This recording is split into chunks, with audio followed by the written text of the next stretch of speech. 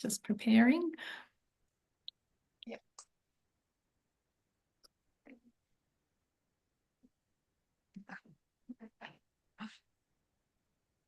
Just preparing. Yep. All right, I think we are live and I've got to work out how to mute myself there. Okay, beautiful. We are actually live and this is my very first live interview on YouTube. And I'm so, so excited for this. So if you're joining us live, amazing. If you're watching this on the replay, uh, absolutely amazing. Please make sure you comment, like, subscribe to the channel. If you haven't met me before, I'm Paula Day. I'm a virtual CFO and a money coach, and I talk all about money here. So if you're looking to, make more profit, get your cash flow going, or talk deeper like we're going to be today about money, then this is the channel for you. So right now, I'm going to bring on my very first live guest, which is the beautiful Antoinette. And she and I met a little while back. And she is just a truly inspirational and very, very powerful woman. Oh, I think I've just moved something there. I couldn't see you for a moment. Very, very powerful woman. And we met a little while ago through a mutual friend.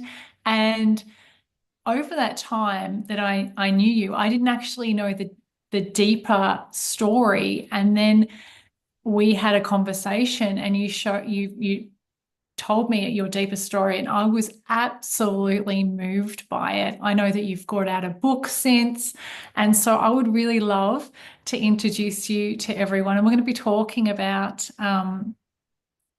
business and money and all the things that comes into that, but also we're going to go into the trauma as well around what we've been experiencing. So Antoinette, please introduce yourself and tell me a little bit about, where you're from in the world and how you got to doing what you're doing right now.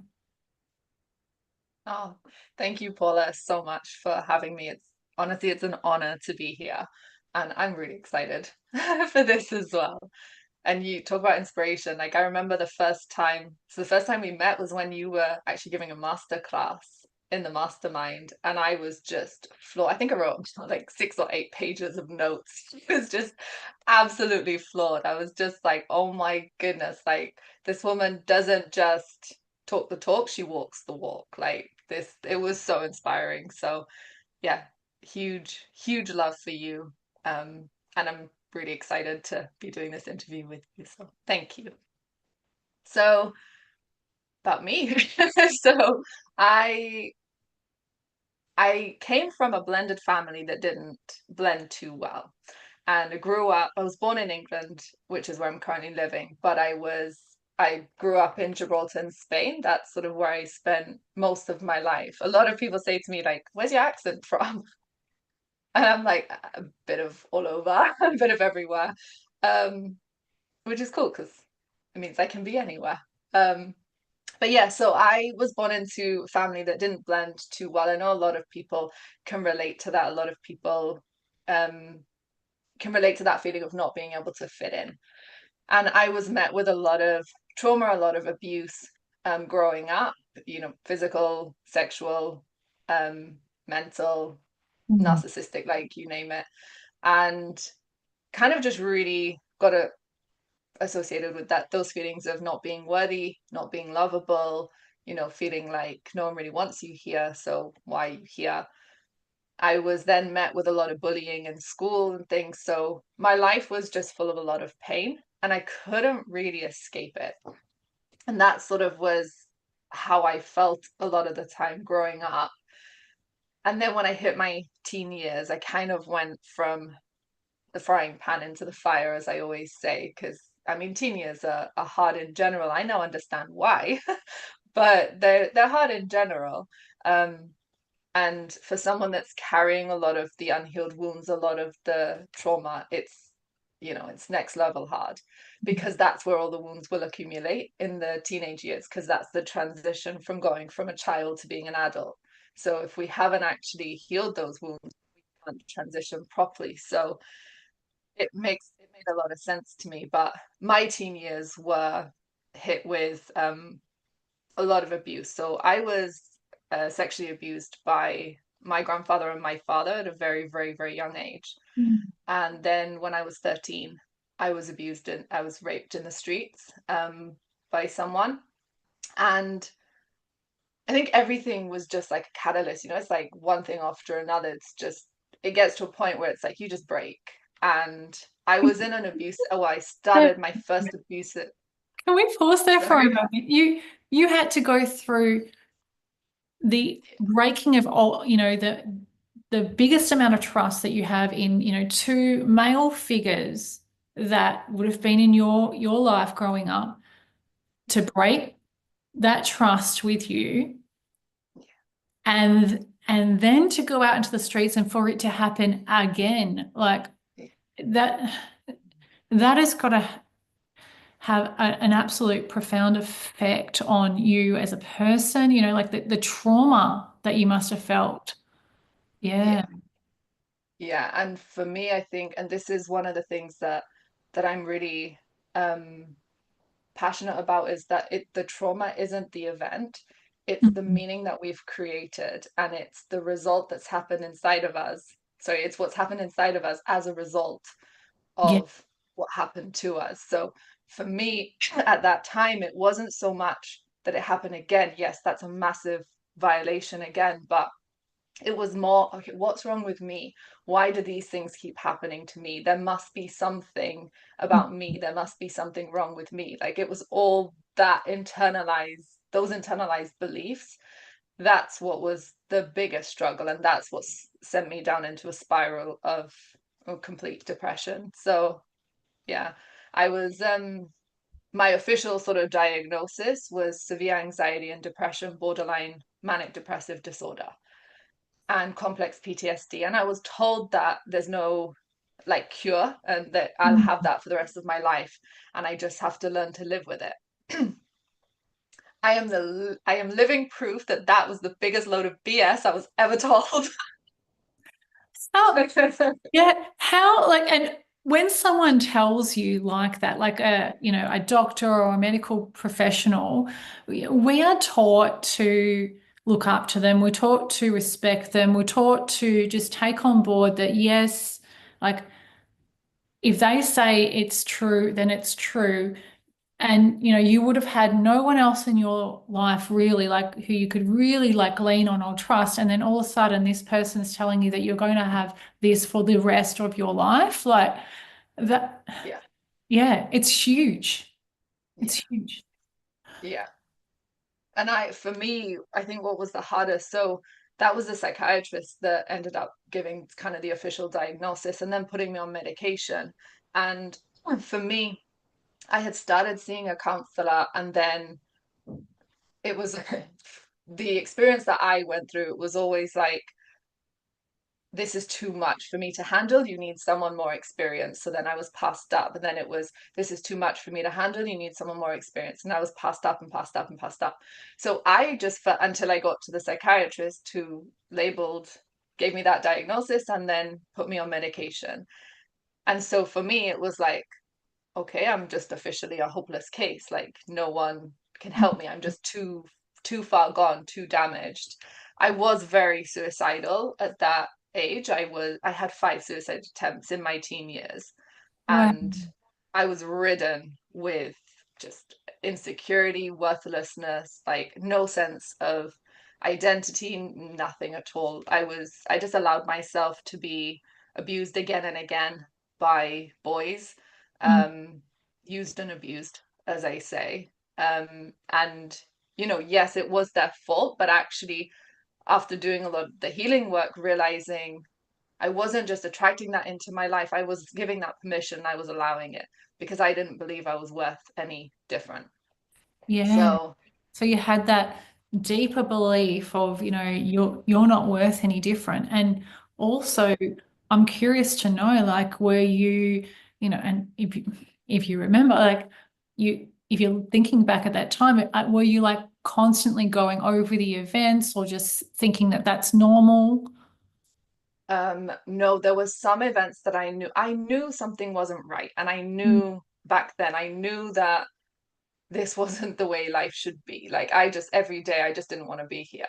I yeah. just that sort of was as simple as I had eating disorders, I was self-harming, I had the suicide attempts, like I was escaping in relationships and anything spiritual I could find, anything sort of just to try and numb the pain a bit. I went down a really bad path of drugs and alcohol as well, again, just trying to numb the pain. And so for me, it was like I knew something was wrong because I knew this isn't right, but Mm, I couldn't pinpoint it. I had I had a lot of memories of some of the abuse instances, but there were some that I didn't. There were some that sort of came up as sort of the memories, because we repress memories when they're too traumatic. So I had pieces. It's almost like I had pieces of the puzzle, but I couldn't see the whole picture. And mm. then when healing and when a lot of that puzzle sort of filled out, it made so much sense to me. And that was a hard journey because you have to that journey that then as if like, okay, but I've got to actually deal with this now.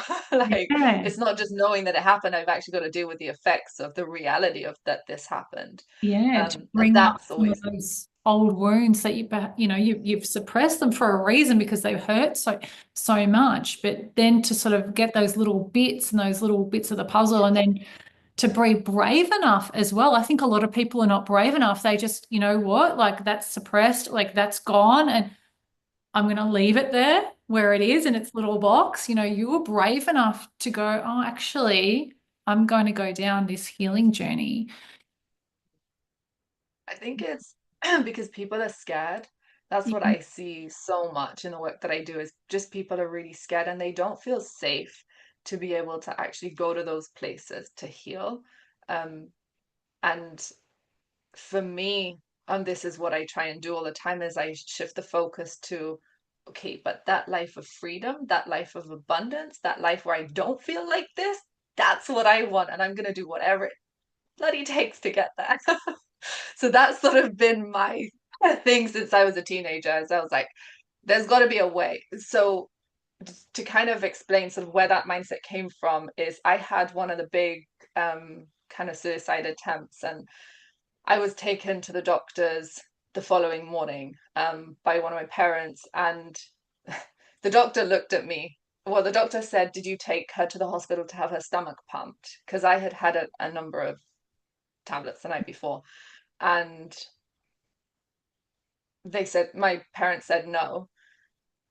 The story's in the book, so my mom was with me, so she said no, and the doctor looked at me, looked at my mom, looked at me, looked at my mom, like he was just like dumbfounded. Looked, and he just went, I don't know how you're here. You shouldn't be here. It's a miracle that you're here. And I remember him saying, it's a miracle that you're here. And that sounds amazing. That sounds, it's like, oh, God saved your life. You're a miracle. For me at the time, that was horrendous. Because for me at the time, it meant that I had failed at even the last resort that could help me escape the pain. So for me, hearing that at the time was like, I am completely trapped now. Like this was my last resort, and not even this worked. It's like I'm completely trapped in this pain. I can't get out of this. So that's when my mindset just really shifted because I was like, if there is a way to heal and get free from this, I am gonna find it. And I did. It's So, and tell me, like, there is a big part of your story as well.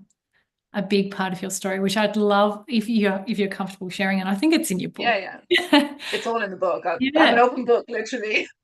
because what happened from then is that you ended up actually not being able to use your legs for some time. Yeah, Yeah, I'd love for you. yeah. Yeah. What what do you think led to that point?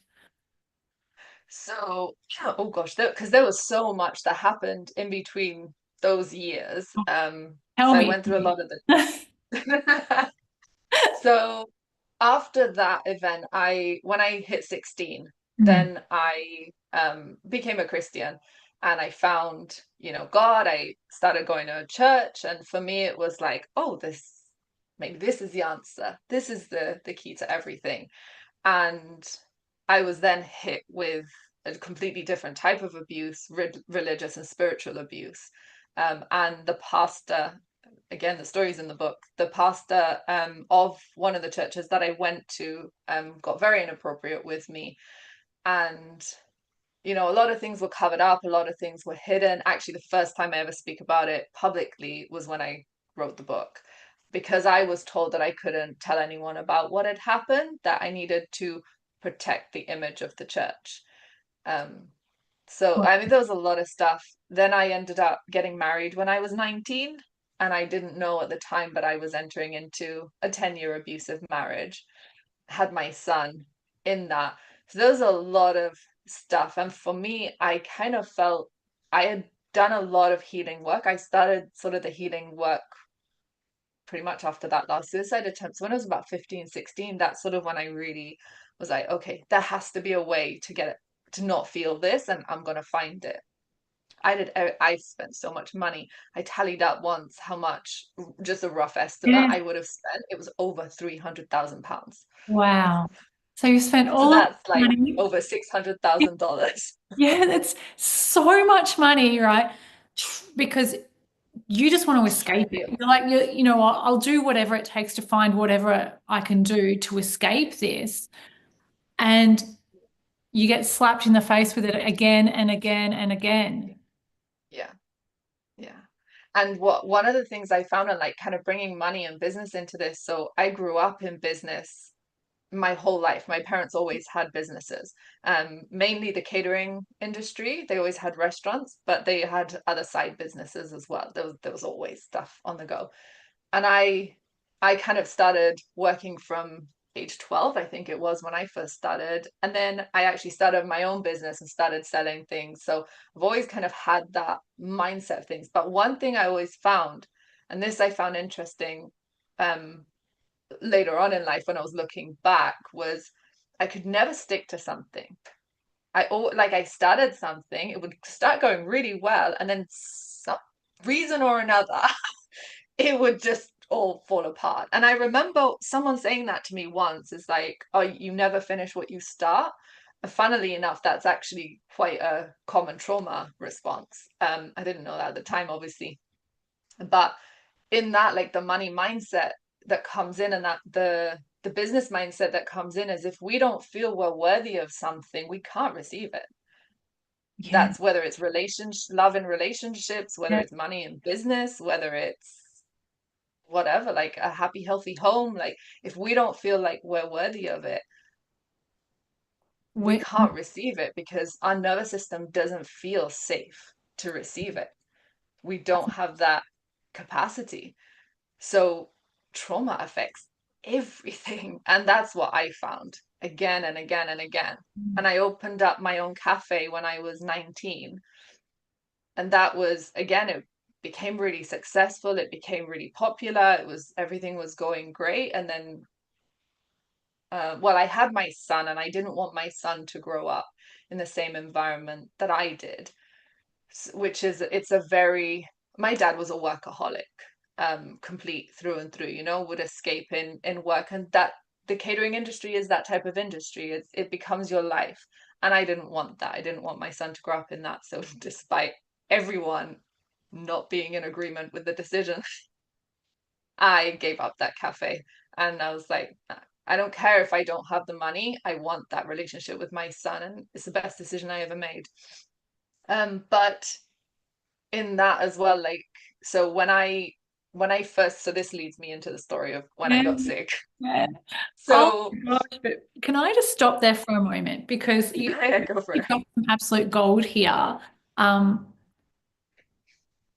you you cannot attract money. You cannot like you'll block yourself. As you said, you'll block yourself. You'll get in the way of relationships. You'll get in the way of money. You'll be swapping and changing, and it's a trauma response.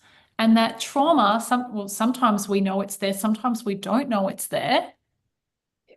And so if there's anyone listening to this right now and like you're hearing this and you're someone who is in business and maybe you're trying this strategy and this strategy and this strategy, or maybe they're swapping businesses, or maybe they're swapping partners, and they're never finding the right one.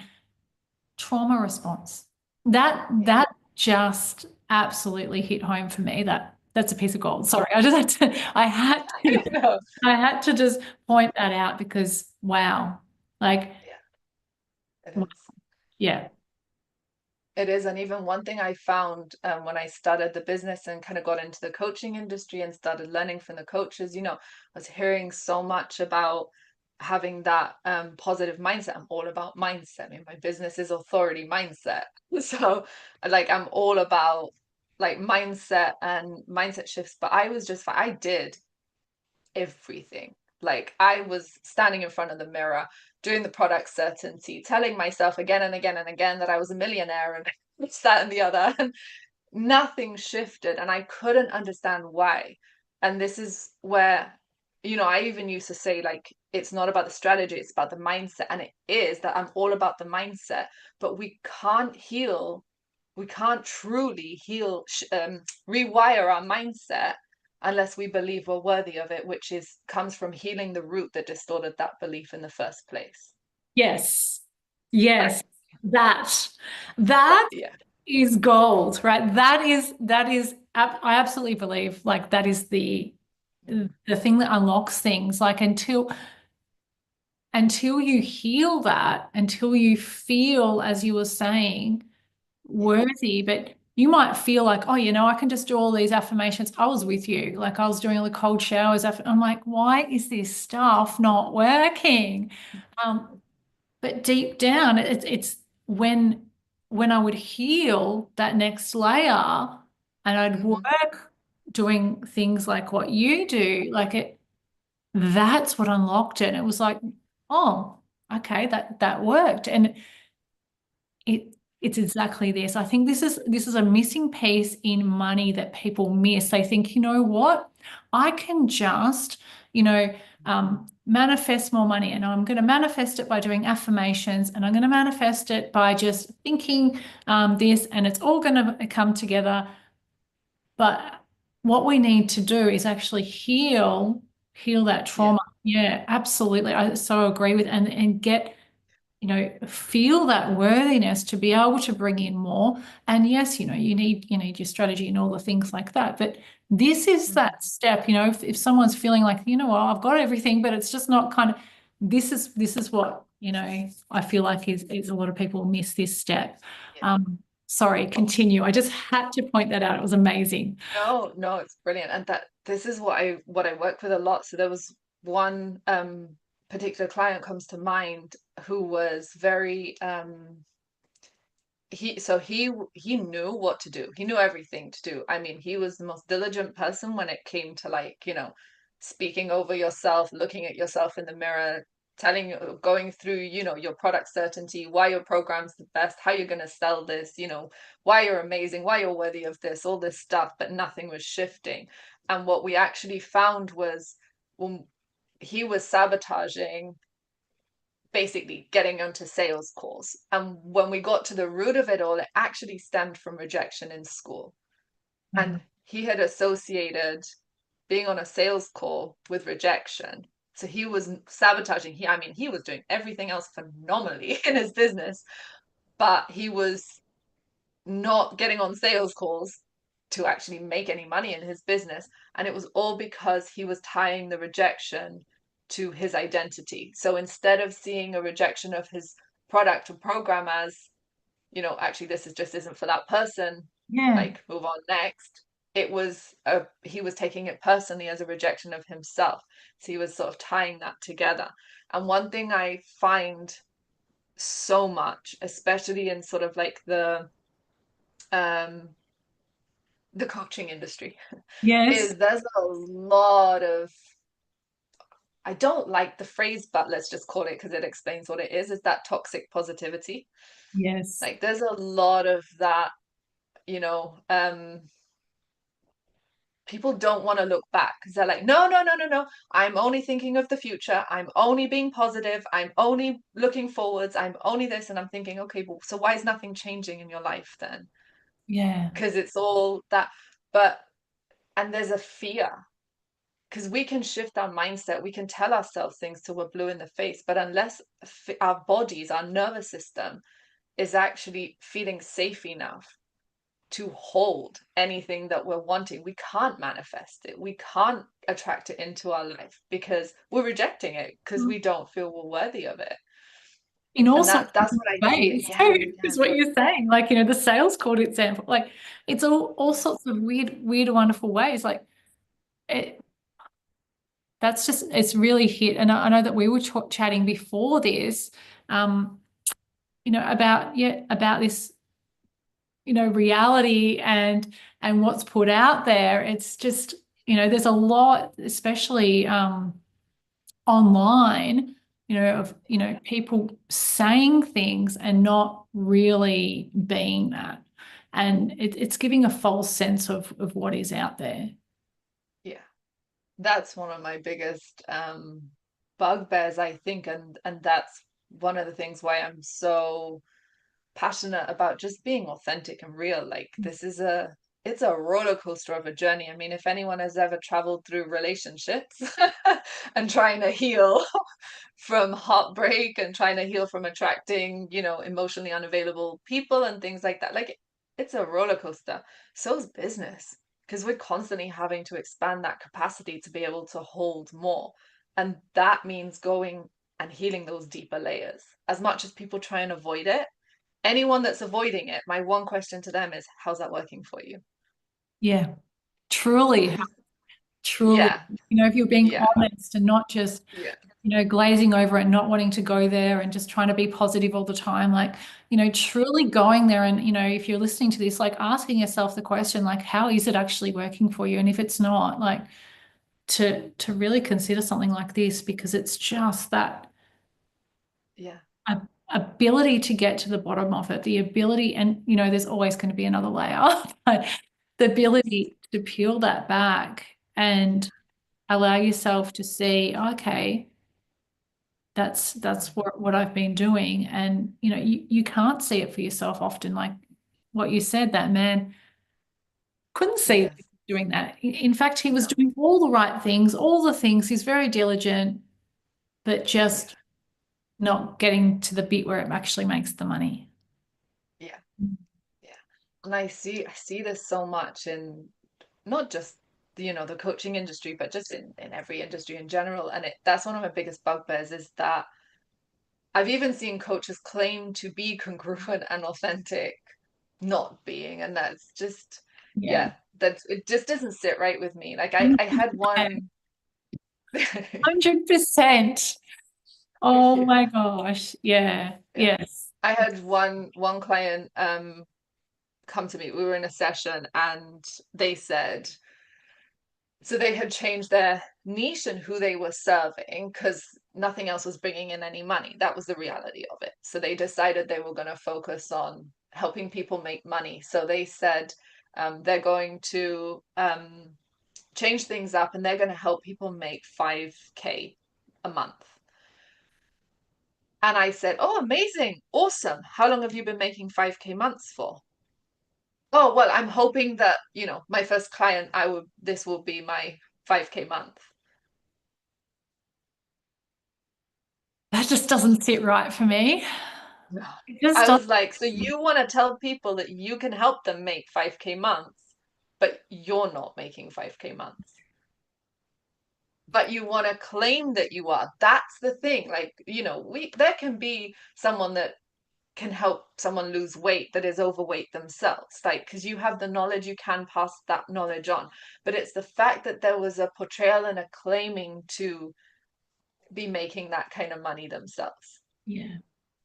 And I was like, we can't lie to our nervous system either. So if we're being incongruent, it's just not going to work. That's sort No. of what I've always found anyway.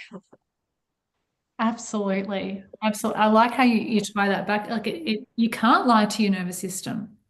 You know, in some way, shape or form, your body is going to show you Yeah. or going to stop you, Yeah. Um, and I absolutely, absolutely agree with you. I had a client just the other week come to me and share with me how incongruent some other people were being who were actually really, really big um, organizations, and just how they acted behind the scenes. It was just completely. So I think being authentic, being real, business is up and down, absolutely. Often, we have our first business is not always our last business. And I think of like all the businesses that I have had in the past that, haven't been successful, just got me, further along the line. Um, I'd love to know what was the next thing that happened. So, so that, yeah. So when I left my abusive marriage, kind of just went even deeper into the healing and just needed, it was a narcissistic abusive marriage. So there was a lot of mind work that needed to be undone there. So a lot of healing from those kind of things. So I was a single mom. So I had three jobs going. And I was doing whatever I needed to do. Again, I kind of always have that mindset is I'll do whatever it takes. Like I'll do whatever needs to be done. So I was doing that to be able to provide whilst healing, whilst trying to journey my own things, battling a very messy court custody battle as well during all that time. And then I caught COVID. And that was sort of, well, at the time, it kind of felt like the end. Actually, it was just the beginning. And I love that phrase, what feels like the end is often just the beginning, because I actually just did a post about this yesterday, but it's been my experience a couple of times, sort of through big seasons in my life, is where there's like a rebirth and a complete new beginning. But what we don't often talk about is the death that has to come before the rebirth, Yeah. and the ending that has to come before the new beginning, and whether that's a relationship, a business, a relationship with ourselves as well, like how we see ourselves, how we view ourselves. Because I always say, like, the trauma in our lives and the conditioning from childhood reprograms us, so we actually forget who we are. We forget who we are, and we're not able to stand in our authentic identity because we don't actually remember who we are. So it's not about fixing something that was broken, it's about removing those things that made us forget who we are so that we can actually remember. And I That is love the scene brilliant. in The Lion King. That is brilliant. That, not many people really articulate that as well as what you have right now. I say this to all my clients, is I have to explain things really simply because it's the way I understand it. Like, It I've had things explained to me and I'm like, I'm gonna need a week to digest that. I was like, just give it simple. Keep it simple for me.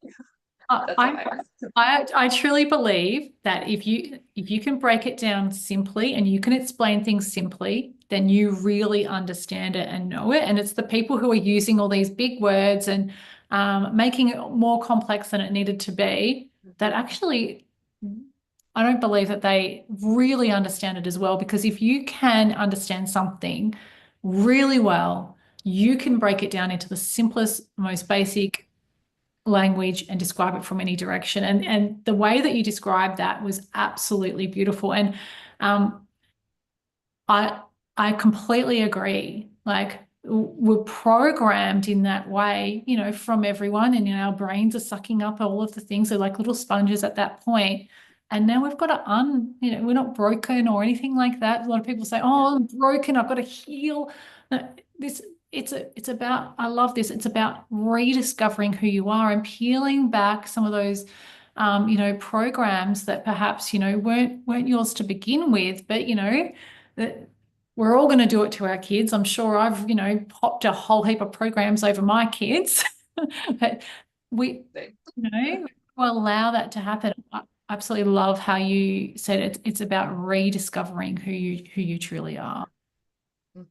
Yeah, for me, I always go back to the scene in The Lion King. It's the reason it's my favorite Disney movie, where Mufasa is trying to basically speak to Simba, and he's saying, "Remember who you are," because he's always been the king. He just forgot it because of what happened to him in his life. So by his father speaking to him and saying, "Remember who you are," for me, I was like watching that in floods of tears. Every time I watch that scene, I'm in floods of tears. Because that for me is just such a beautiful analogy of, he was born to be the king. He just forgot. And that's so true with us. Like how we're born, how we're first created is perfect, is whole, is complete, is, believing and knowing that we can achieve anything and we can do anything. But life programs us to forget that and to not remember who we are. So for me, it's not about fixing something that's broken. It's about remembering who we actually were before that faulty programming came in. And as I always say, like rebooting the computer so that Yes. we can go back to our original authentic identity and actually see the shifts. And that's been evident in my life. That's where the real shifts happen. That's where you really, you see the difference in relationships, in business, in family life even. My goodness, the relationship with my son, I couldn't ask for a better relationship with my son, but all those shifts happened through me reprogramming. You shifting. So Yeah, powerful, so powerful. yeah, And I think often we think it's someone else. It's the other person. And yeah, you know, but through those shifts, you've made a change. You've seen the change. yeah. And I always say to people, this is a hard pill to swallow for some people, but when we understand the truth of it, it is so freeing and so empowering. Is that when someone else like upsets us or someone else triggers us? I mean, I've had this when I first had one of my businesses in my early 20s. I this person used to trigger me a lot. And I used to think like, oh, I just can't work with this, but like, it's all them. It's Yeah. all them. They're being difficult. They're being, troublesome. Like, oh, why do I keep having these people like that in my life and all that stuff? And when I learned this, it was very humbling, very, very humbling. But it's actually that anyone that triggers us is a reflection of something that's going on in us. Mm. So it's very freeing and empowering when we really understand what that means, because no one has the power to make us feel rejected. No one has the power to make us feel angry, even. No one has the power to make us feel sad. We give them that power. But when we actually really understand that when we're triggered by someone in any area of life, that's actually a reflection of how we're doing that to ourselves. So I always say to people, like in a relationship, if you feel rejected in a relationship, look at how you're rejecting yourself, Yeah. because it's a mirror. And it's very, very empowering because it takes away the power from the other person, because it's all of a sudden not about the other person, it's about you. And that's where the true freedom comes, when we realize it's actually all in us. Everything that we've ever needed, everything that we've ever been looking for in any area of life is actually already inside us. We just have to remember it. If you remember it. And that's so powerful and also scary because we have to Yes. go, because all of a sudden we have to take ownership of, oh, hang on a minute. If Yeah. all of that is, and then, we can go into, so that's where this work would come in, right? Because it is scary to face that, to go, actually, oh, I can't now blame the other person. I can't now blame the situation. I can't now blame this. it comes back to me, and that can feel weighty as well. And I think, a lot of people go into the blame of themselves and then feeling guilty and Yes. all of the things, which is also not going to help. Yeah.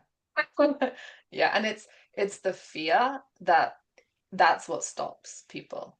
So there's, anyone that I've worked with and anyone that I've known in my life as well, it's the fear that's what stops people actually doing the work. But if we realized that the fear that we're feeling to actually go back and heal and make those shifts happen, it feels so much bigger than it actually is. Because when we actually step and face that fear and do it, we realize, okay, this freedom is way, is, worth so, like, worth doing anything for. Like, and that fear then starts to shrink. And yes, it's still there, but we realize actually I can face this and step into that freedom. And that for me was one of the biggest things, because that fear felt like a massive mountain, and it was like, I don't even know where to start. Like, I'm looking at this mountain ahead of me thinking, this is way too scary. I don't even know where to begin here. Like, it's like, did I just stay? I'm comfortable here. Can I just stay Yeah. here? Like, I'll go back. I'm good. I don't need any more.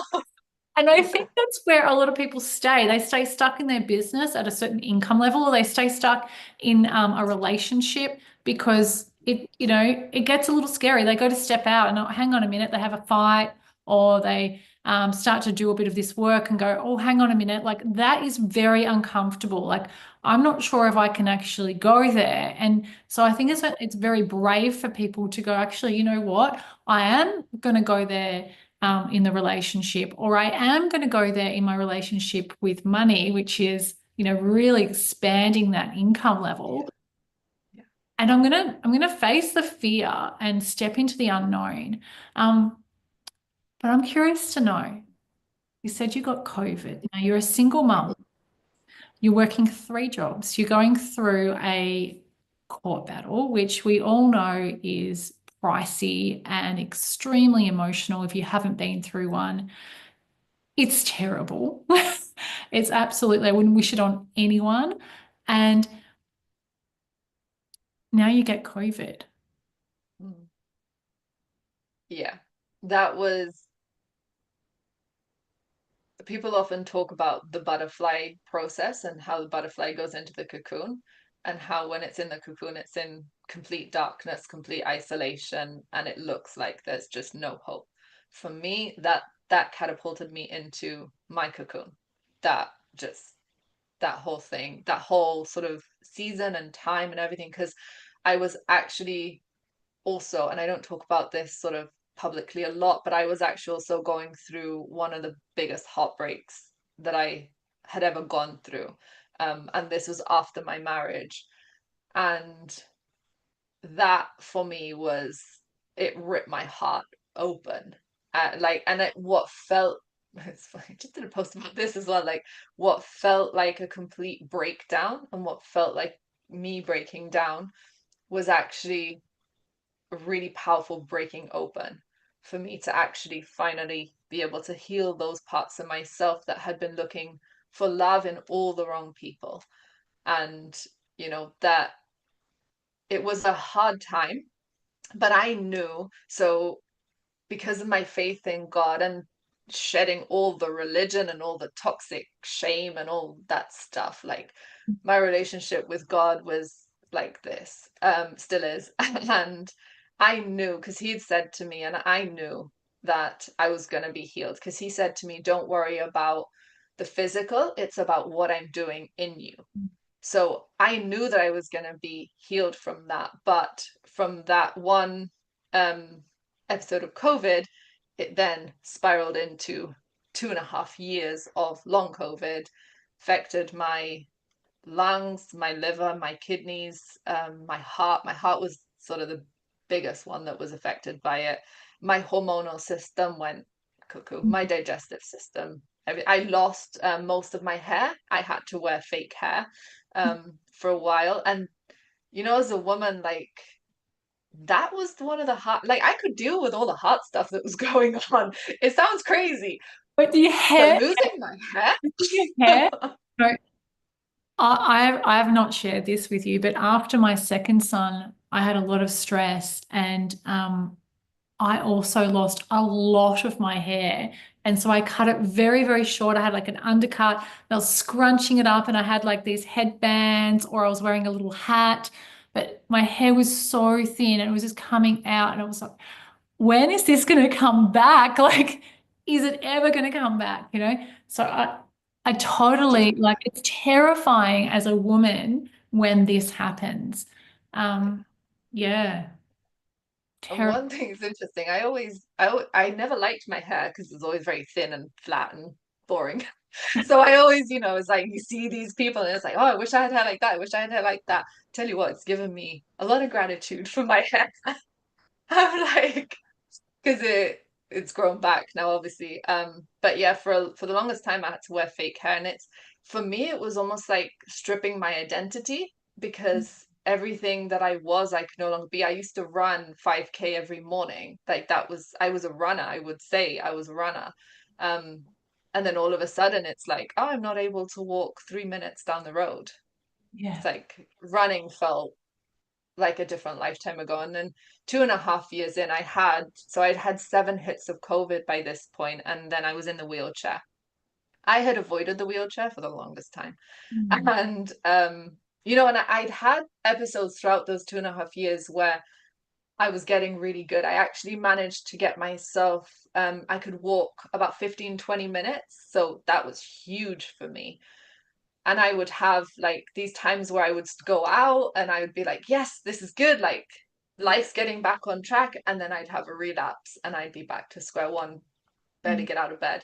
For the first 9 months, I was completely bedridden, couldn't leave my house at all. And that, again, that was hard, but it was all about what was sort of happening in me. And then because I was so ill, I ended up losing the jobs that I had. That's sort of a bit of a long story short, but I had actually just started my dream job as a youth leader and youth mentor. I had one day at my job and then I got COVID. And that's it. So I was like, talk about dangling the carrot of like my Yes. dream. Yes. But it's funny how what we think is our dream is actually just the dream for that season, because what that season catapulted me into, now I'm living my dream. And I never thought in a million years anything like this would be possible. No, So, especially like no, spending that long with like COVID after COVID after COVID. yeah, Not just a, physical hit to the body, a mental hit to the mindset of like, I can't even take care of myself. I can't take care of my son. I can't take, like wow, like that must have been so frustrating at that time. oh yeah. It was, and I think one of the biggest things for me was I love doing things with my son. Like I love going out and playing football with him. We go out on bikes. He used to come for a run with me. We'd go hiking most weekends. We'd be hiking up some hill. That's sort of where you'd always find us. And, I was the only time I could connect with him was playing Fortnite on the sofa. And don't get me wrong, I love Fortnite. I'm a total Fortnite mom. My son's recently got back into it, and I'm like, yes, I actually missed this. I have no idea about the computer games, but I do hear them a lot. I do hear them a lot.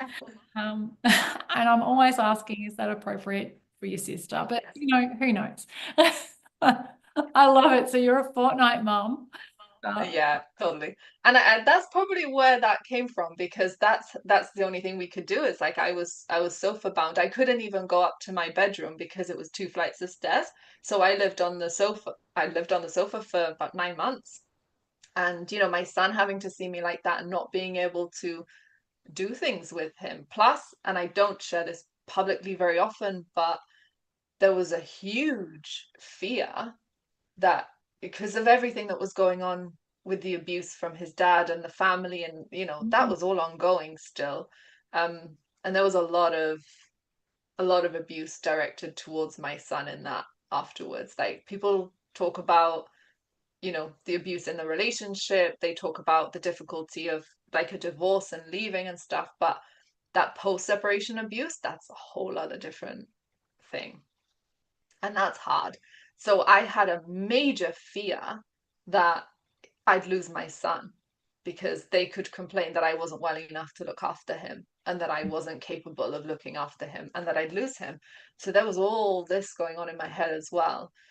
But in all that, I spoke with a friend because I was financially, I was in a bad way. I was relying on the food bank for parcels for food for us, and then my mum and my uncle were my saving graces. They helped me top up rent, and anytime I needed sort of, to go and buy food or anything, like they'd help me financially, but I don't want to rely on them. So a friend suggested to me, why don't I create a website? Because I had previously worked for a company where I was a web designer and social media manager, and as well as previously working for Google. So I had quite a bit of understanding as to sort of websites and stuff. So a friend just said to me, like, why don't I just try and create a website and um, offer the services that I do, but helping people heal trauma, um, like as a business. And I was like, I can't charge money for helping people heal. that was that was my first reaction. I was like, can't do that. And he was like, why not? Like, why not? That's what you do. And so I don't even know how it happened. It was all God how it happened. But within 3 weeks, I had been blessed with hosting from someone, and I ended up creating my first website. It's no longer online Yeah. now. I ended up creating my first website and started offering my services. And then that's when I found one of the coaching programs and kind of then got into that. I ended up borrowing some money off of a really good friend, and because I couldn't afford to join the coaching program, but I knew I needed to learn that.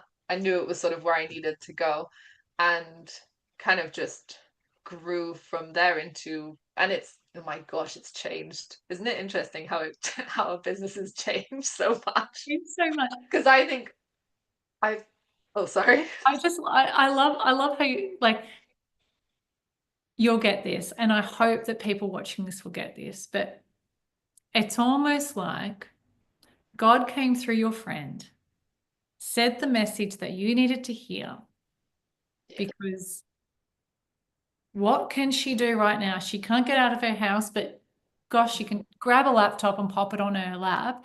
And she's actually good at websites. I mean, if you had given me that advice, I would have been like, I don't know how to do it, right? So um, you were able to launch that business and just go for it. Just absolutely go for it. And you were not well. You were not well at all, right? And like a lot of stress on you at that point with, perhaps your son's going to be taken away. There's all of this abuse happening. And, that it is like, I totally get that. As, when I went through being a single mom, I always thought, my gosh, if I don't care for these kids enough, he'll take them away. Yeah. Always had that, like, that scariness of like, if I can't provide enough, then they'll just take them. And so, yeah, your weight of the world on your shoulders, you're borrowing money off everyone, and you're having to do this. Like, it just was so beautifully um, Yeah. orchestrated by God, right? Yeah. Yeah. Yeah. And now I look back and I can see that, but when you're going through it, you're like, why is life hell? Like life has always felt like hell. Like even going back from the very, very beginning, it was like there's never a break. But actually realizing that, and this is why I love, it well, the NLP phrase is like life is always happening for us and not to us. But I think one of the things that I kind of add to that is if we choose to see it, Yes. because we can choose to stay seeing it as, oh, all these things keep happening to me, or we can actually choose to say, actually, all these things are working for me. And Yes. there's a there's a scripture in the Bible. I always say it's verse of my life, Romans 8:28, and it says, God works all things together for those who love him and are called according to his purpose. And for me, that is like he will work all things for our good. So even something that we think is really bad and is a really hard time. We always go through storms and seasons. I'm journeying a bit of a storm myself at the moment. That's life. Things are going to happen. But when we can actually get to that place of realizing, even this storm that I'm currently in, I do not see what's on the other side of it, but I know that it will be good because I can trust God through it. And I Yeah. can trust myself as well. And I think that's a big one for most people is I can actually trust myself that I'm going to get through this storm just like I got through all the others. And I Yes. know that I'll be, you know, wiser, maturer, hopefully, stronger, So more right. resilient, Yes. yeah, All and the things. able to handle everything. Yeah. Yeah. And I think this is a really like beautiful point. And I've recently and only very recently been, really diving into those Bible verses that are actually very much like almost like a business plan. Yeah, And it's yeah, just amazing, amazing to see. yeah, But so often we get stuck in this, like looking around us, and this is, we're in the storm and we're only looking at the storm, or we're in the, um, money's not there, or we're in the yeah, relationship that's not great, or we're in that pattern of like, this is all, I have to work harder and harder and harder. And that's all we see because that's what we're seeing, that's what we're recognizing, exactly what you're saying. Like you're in the storm and you're recognizing the storm and you're staying in the storm. What I like about what you said is, I'm in the storm. Yes, I'm going to go through the storm. That's life. Life is going to have storms. But I trust and have faith that I don't even know what's on the other side, but I know it's better. I heard someone say it so well as well once. I was on an interview and he said he was a racing car driver and he said, sometimes, they have crashes and they're going so fast and he just has to trust that, he's going to accelerate and he's going to go through the smoke and he's going to come out the other side without crashing into anything. But he doesn't know for sure. But he's just going to have trust and faith that he's going to, right? And sometimes we've got to just have that trust and faith that we're going to come out the other side, as you said, better, wiser, stronger, all the things, more mature, maybe. Maybe not. Maybe we don't want to be. yeah. I always say never lose the playfulness. Yeah, playfulness, childlike. I was speaking to one of my clients. He's a brilliant spiritual leader actually, and yeah, he was saying, it's that childlike spirit, like spirit that you've got to maintain.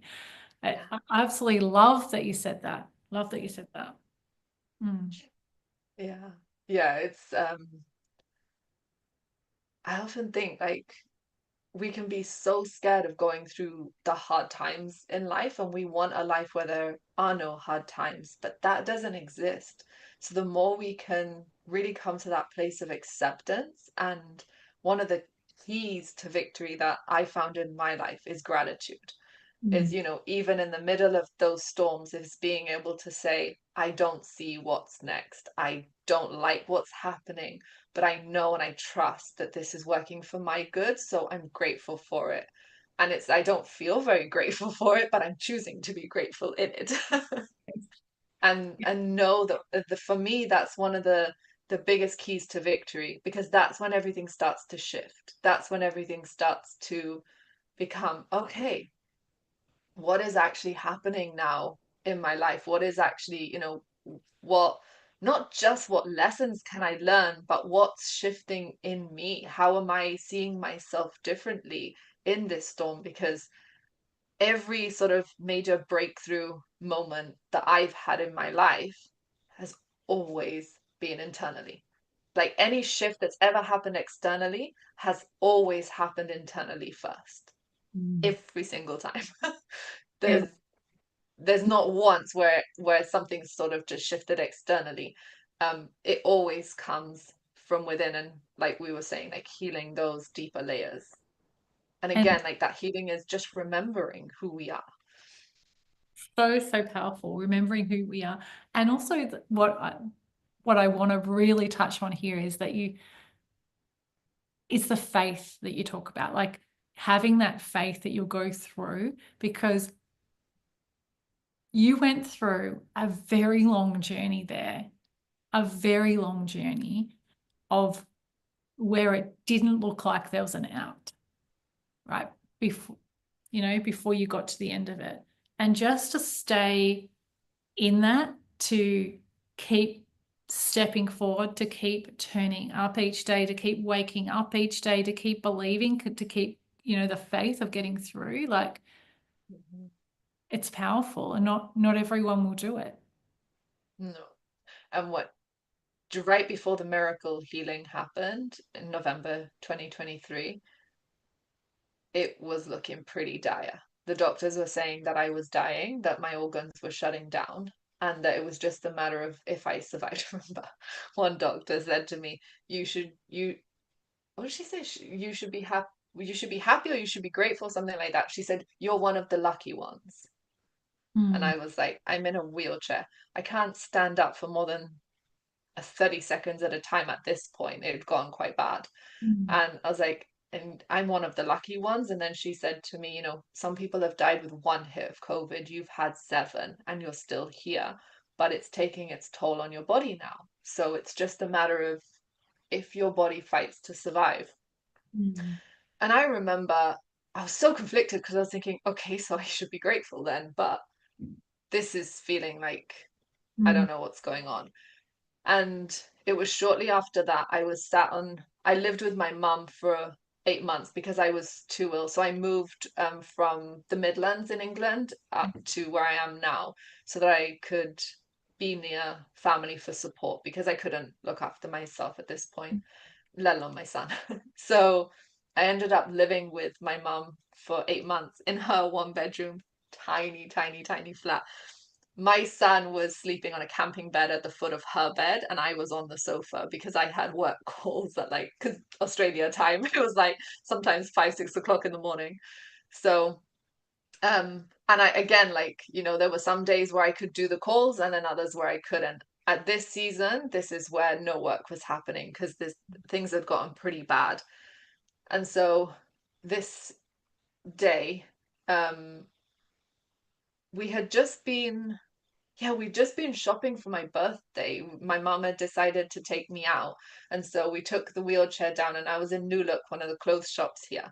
And there was a jumper that I wanted to look at that was about 2 meters away, like less than 2 meters away. And my mum was just at the other end looking at some stuff. So I just stood up. I was like, I can walk there. So I just stood up out of the wheelchair and went to get the jumper and nearly passed out. I couldn't do it. Just I couldn't walk two mm, meters. So it got about 2 steps and then I had to fall back into the wheelchair. And I was crying because I was just like, this is my life now. And there's loss of a real sense of loss of control as well and feeling trapped. It's like I can't get anywhere without someone pushing me, like because my heart was in shambles. mm, I couldn't actually push myself in the wheelchair because it would trigger that. So I literally had no choice but to just sit and wait. And it was that evening things got really bad and my mum was crying and she was scared to go to bed. She says, I don't want to go to bed. She says, I don't know if you're going to wake up in the morning. And I said, I don't feel right. I don't, I don't know. Like I was like, I don't know if I'm going to wake up in the morning. And I was messaging my best friend who lives in Scotland and she was like ready to get the ambulance. mm, And for me, it was like, I just didn't know what to think. I didn't know what to feel. All that faith, all that hope that I had held on to it just felt so far away. And I was like, God, I this is looking like the opposite of what you've said. This yeah, is looking, you've said you're gonna heal me. I've got so many promises and so many things that I know I'm gonna do in my life, which is like the mm, retreat center for one of them.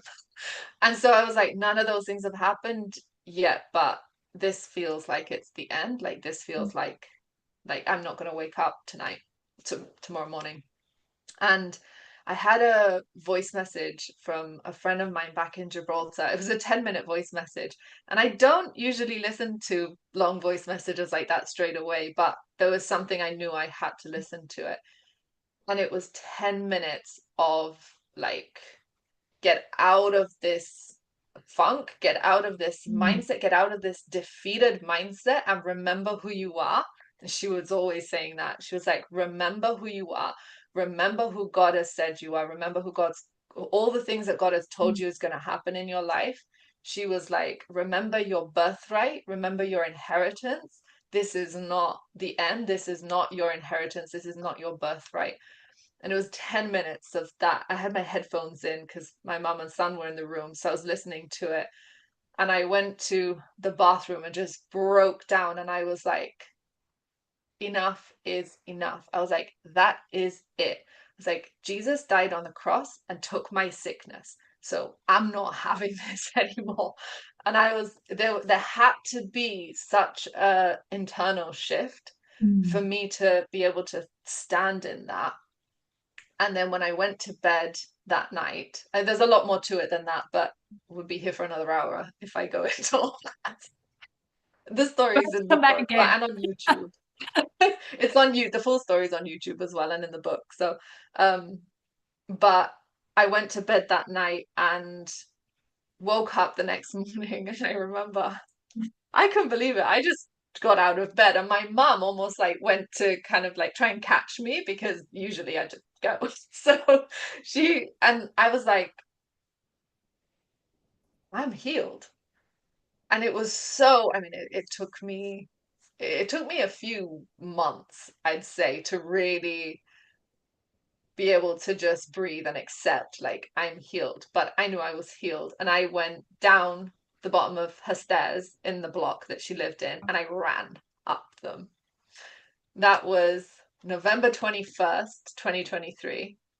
On the Wow. 7th of December, I went for my first run. Wow. Wow. It's Yeah. But unbelievable. even the miracle, like God will release the miracle. God will do it. God will bring the breakthrough. Even if it feels like it's the end, like God will bring the breakthrough. But we have to have those shifts internally. We have to believe it. We have to actually really stand in like knowing, not just believing that it can happen, but knowing that it will happen. And that for me was the biggest shift was, and that's when it happened. Wow. Wow. I just, every time you say this, like the first time you told me, I'm like, what? What? What? Because for so long, you're used to this wheelchair, you're used to that life, you're used to people caring for you now, and then all of a sudden, something inside shifts. You've got that faith, you have that knowing of actually, no, this is not going to be the way it's going to be. And it shifts like that, like just so quickly. And I, I think that we forget that we have the ability to shift. We have the ability to shift things, and we hear about these miracles, not everywhere, but we do hear about them. And Oh yeah. like, it's so profound that that happened. And you're straight up and down the stairs, a couple of weeks later, you're on a run. Like it's amazing. It's amazing. Um, Absolutely amazing.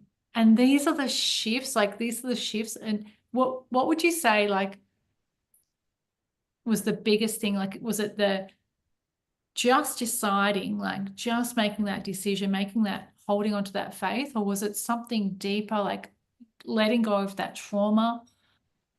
Yeah, so the part that I don't usually share about this, and I don't think this part's in the book as well. I can't remember if I did sort of touch on this, but there had to be a serious um, level of that inner work happening in me. And although the symptoms, and kind of the medical diagnosis was long COVID and it was my heart, I mean, the biggest things that were going on at that point was my heart, my digestive system, my lungs. My kidneys actually had started. Then I had severe inflammation in the blood. I had tested positive for 2 autoimmune diseases. I had Helicobacter pylori infection. My skin would just randomly start bleeding, like Wow. like as though you were sweating, but it was blood. Like it was weird stuff that was going on with me, really weird. And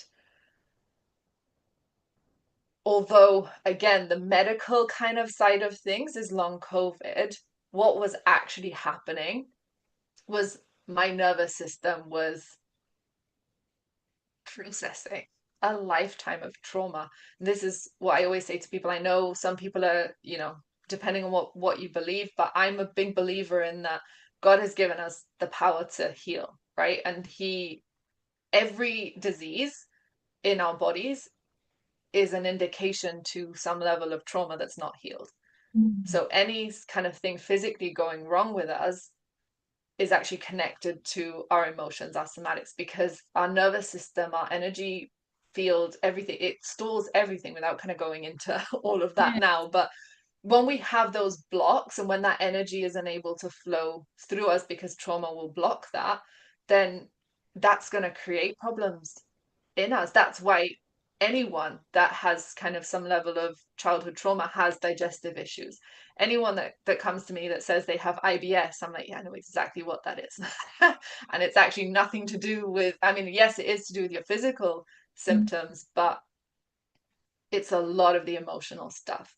And when we actually really heal those energetic blocks, when we heal somatically in our nervous system, when we heal the mindset, when we heal all that trauma, everything physical starts to shift too. And that's been the reality in my life. And a lot of people that I've journeyed this with. And it's very what's the word? Like it opens our eyes a lot Mm. because of how much disease and how much sickness is in the world. But when we think of actually the reality of how much trauma is in the world, Yeah. it makes a lot of sense because there's so much that's being affected. So for me, it was really having to go deeper and do some deep, deep work. And that was a huge part of the catalyst that then started shifting everything. And like remembering remembering who we are, remembering our birthright, our inheritance, because of what Jesus did, because God made a way, we have access to this. We have access, like when we speak about the kingdom of heaven, I know a lot of people, this is the first time I'm talking about this publicly too. I know a lot of people kind of talk about the 5D and the 3D world. And one thing that really started to really make me think a bit was every time I was hearing about the 5D. Oh, hang on. I've just lost you for a moment. We've frozen.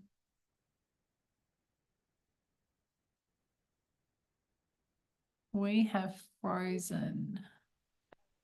Happened. Oh, here we Oh, go. there we go. We're back. We just froze for a moment. So tell me, Of like course. 5D world, when you hear about the 5D world, Yeah, so whenever I was hearing how something with the dividing world, I was like, but that's kingdom. There's something else, and I'd be going, but that's kingdom. That's kingdom. And they talk about how, there's no lack in the mm, 5D world. There's no lack of finances. There's no lack of love that we need. There's no lack of things. And I'm thinking, but that's what God talks about when he's talking about kingdom. And so for me, it's been a real journey. I'm still on that journey of actually realizing, a lot of people saying there's no sickness in the 5D world because we have the power to heal our bodies. And I was like, but that's kingdom. Because when we recognize who we are and who God is, away from religion and what religion has taught, because that's a load of baloney. But when we really tap into who God is and that he's living in us, there's no separation. He's in us. So yeah, we have the power to heal ourselves because he's healing us in us. He's the one in us healing us. Do you know what I mean? yes, I know what you mean. 100%. 100%. Yeah. This has just been like so amazing. So amazing. And I know I'm just conscious of time and we're probably gonna Yes. but um is I know that the whole story is actually in your book, which we'll link Yeah. below, and also on YouTube so that people can find you, and I'll pop that below. But if there was one thing that you could leave for someone who might be out there right now struggling with either maybe a money problem or a relationship problem, Mm, or maybe they're even just like stuck like you were, like to the point where they were stuck in not being able to move and in disease, mm. what would that piece of advice be? Say, it's funny. What I would usually say to that is your past doesn't define you, and you get to choose. And that's still very, very true. But I think bringing an extra layer into that is that what I'd say to people is actually you're worthy of everything that you're wanting. You just have to remember that you are. It's Yeah. powerful. So, so powerful. Thank you so much. Thank you so much for this. Like it Thank has you so much been for so beautiful, having me. so beautiful hearing your story. And it's been an absolute pleasure. Like if there's anyone who wants to get in contact with you, as I said, I'll pop those details below. And it has been an absolute pleasure having you on. Thank you so much for having me. It's been amazing. All right, we'll finish. I'll see if I can actually